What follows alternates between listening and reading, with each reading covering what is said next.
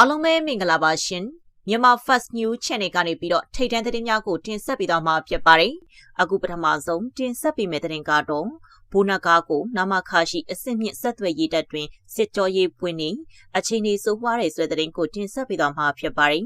စစ်ကော်မရှင်တပ်နဲ့ပူးပေါင်းသွားတဲ့ဗမာအမျိုးသားတော်လှန်ရေးတပ်မတော် BNRA အဖွဲ့ခေါင်းဆောင်ဘူနာကာခေါ်နိုင်လင်းကိုမုံရွာမြို့ရှိအနောက်မြောက်တိုင်းစစ်ဌာနချုပ်နာမခအတွင်း၌စစ်ကြောမေးမြန်းမှုများပြုလုပ်နေကြောင်းသိရပါတယ်စစ်ဆေးမေးမြန်းစစ်တပ်ကအကြမ်းဤသုံးနေပြီးအခြေအနေအလွန်ဆိုးဝါးနေဟုသိရပါတယ်ပြီးခဲ့တဲ့ဖေဖော်ဝါရီ18ရက်နေ့ကပလဲမြို့နယ်တစ်တရာရွာမှတက်စဉ်စစ်ကော်မရှင်၏ရဟတ်ယာဉ်2စင်းဖြင့်လိုက်ပါပူးပေါင်းသွားသည့်ဘူနာကာကိုစစ်ကော်မရှင်ကနမခအတွင်းရှိအမှတ်7အစစ်မြင့်ဆက်သွယ်ရေးတပ်ရ၌ထိန်းသိမ်းကစစ်ကြောရေးဖွင့်နေခြင်းဖြစ်ကြောင်းတပ်သတင်းရင်းမြစ်တအူထံမှသိရပါတယ်ဘူနာကာနှင့်တူလိုက်ပါသွားသည့်၎င်း၏နောက်လိုက်လူရင်းများကိုလည်းနေရာတိကျစီခွဲ၍ထိန်းသိမ်းထားကြောင်းသိရပါတယ်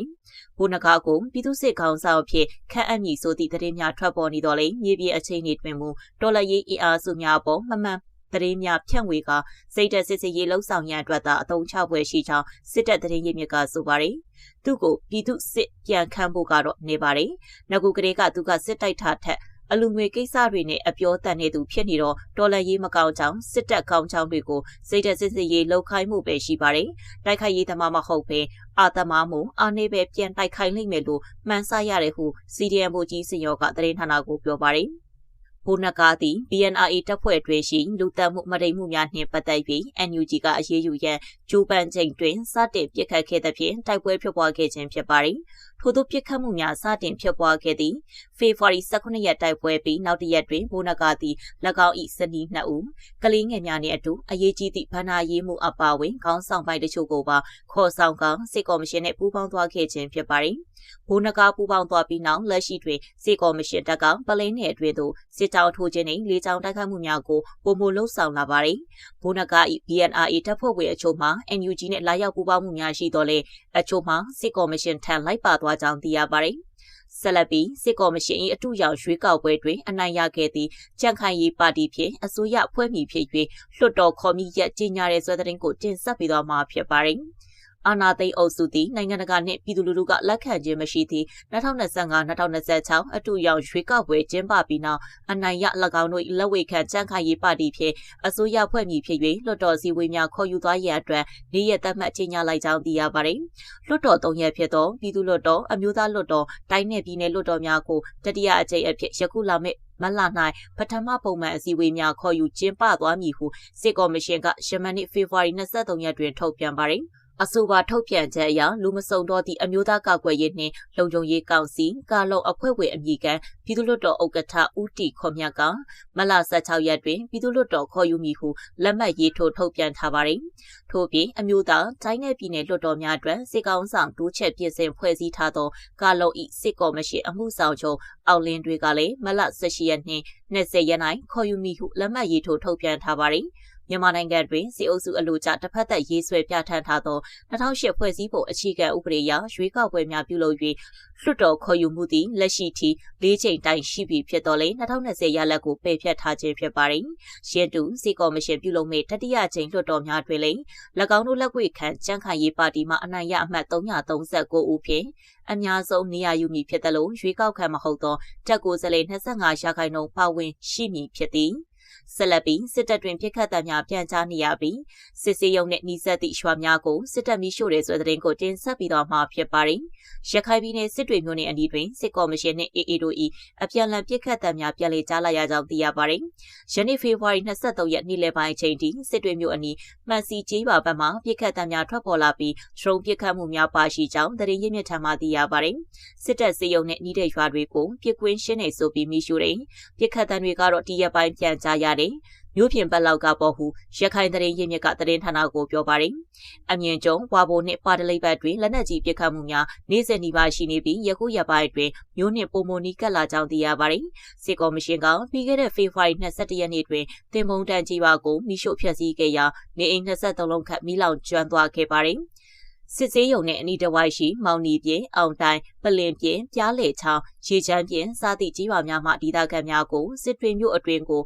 အတင်းအဓမ္မရွှေ့ပြောင်းခိုင်းထားပြီးကြီးပါချိုတွင်ကာကင်းစခန်းများထားသည်ဟု သိရပါတယ်။စစ်တွေမျိုးအဝင်ထွက်ကိုစစ်ကော်မရှင်ကမိုင်းများခင်းထားပြီးကမ်းနားတစ်လျှောက်ခြံစည်းရိုးခတ်ကလုံခြုံရေးတင်းကျပ်ထားပါတယ်။ဆက်လက်ပြီးမွန်မာဖန်စီခံရတဲ့လူငယ်တွေစစ်မှုထမ်းအဖြစ်ပြန်ရောင်းစားခံရတဲ့ဆိုတဲ့သတင်းကိုတင်ဆက်ပေးသွားမှာဖြစ်ပါတယ်။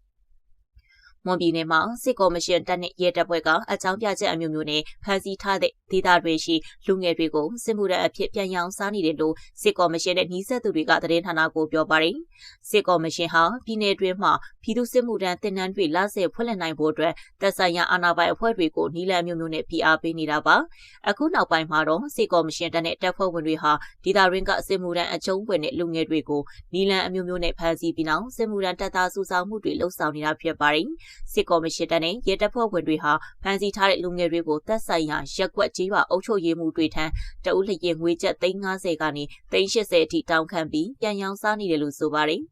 ဒီနောက်ပိုင်းစစ်မှုထမ်းလို့ရင်တပ်နဲ့ရဲကိုဆက်သွယ်လိုက်ရင်ရပြီးသူတို့ဖမ်းထားတဲ့လူငယ်တွေကိုအုပ်ချုပ်ရေးမှုတွေကပြန်ဝဲကြတယ်။ဈေးကွက်တစ်ခုလိုတောင်ဖြစ်လာပြီလို့စစ်ကော်မရှင်နဲ့နှီးဆက်သူတအုပ်ကပြောပါတယ်။စစ်ကော်မရှင်တပ်နဲ့ရဲတပ်ဖွဲ့ဝင်တွေဟာစစ်မှုထမ်းတင်နန်းတွေပုံမှန်ဖွင့်လှစ်နိုင်ဖို့အတွက်ဒေသတွင်းကလူငယ်တွေကိုဖမ်းဆီးပြီးစစ်မှုထမ်းတပ်သားဖြစ်ချိုတင်စုဆောင်ထားတာဖြစ်ပါတယ်။စစ်ကော်မရှင်နဲ့နှီးဆက်သူတွေရဲ့ပြောပြချက်အရတရင်ဒါမှမဟုတ်ရဲစခန်းတစ်ခုလျင်စစ်မှုထမ်းအတွက်အနည်းဆုံးလူငယ်4ဦးကနေ10ဦးအထိစစ်မှုထမ်းတပ်သားဖြစ်ချိုတင်စုဆောင်ခံထားရတယ်လို့သိရပါတယ်။သတင်းဌာနကပြုစုထားတဲ့အချက်လက်တွေအရမွန်ပြည်နယ်မှာစစ်ကော်မရှင်လစဉ်ဖွင့်လှစ်နေတဲ့စစ်မှုထမ်းအပတ်စဉ်1ကနေအပတ်စဉ်22အထိစစ်မှုထမ်းအကျုံးဝင်တဲ့လူငယ်4500ထပ်မံစစ်သားစုဆောင်ခံထားရပါတယ်။ဆက်လက်ပြီးအာဆီယံပုံငါချက်ပြန်သုံးသပ်ဖို့အထူးကိုယ်စားလှယ်ပြောတဲ့ဆိုတဲ့သတင်းကိုတင်ဆက်ပေးတော့မှာဖြစ်ပါတယ်။မြန်မာရေးနဲ့ပတ်သက်ပြီးအာဆီယံချင်းကပ်ကျင့်သုံးနေသောဘုံသဘောတူညီချက်၅ချက်အောင်ပြန်လည်သုံးသပ်ရန်အဖွဲ့ဝင်နိုင်ငံအများအပြားကပြီးခဲ့တဲ့အာဆီယံနိုင်ငံခြားရေးဝန်ကြီးများအစည်းအဝေးတွင်